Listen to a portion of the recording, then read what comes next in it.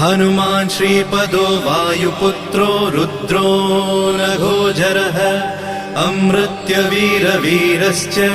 ग्रामवासो जनाश्रयः धनदो निर्गुणः शूरो वीरो निधिपतिर्मुनिः पिङ्गाक्षो वरदो वाग्मी सीता शोकविनाशकः शिवः शर्वः परो व्यक्तो व्यक्तो धराधरः पिङ्गकेशः पिङ्गरोमा श्रुतिगम्यः सनातनः अनादिर्भगवान् देवो विश्वहेतुर्जनाश्रयः आरोग्यकर्ता विश्वेशो विश्वनाथो हरीश्वरः भर्गो रामो रामभक्तः कल्याणप्रकृतिस्थिरः विश्वम्भरो विश्वमूर्तिर्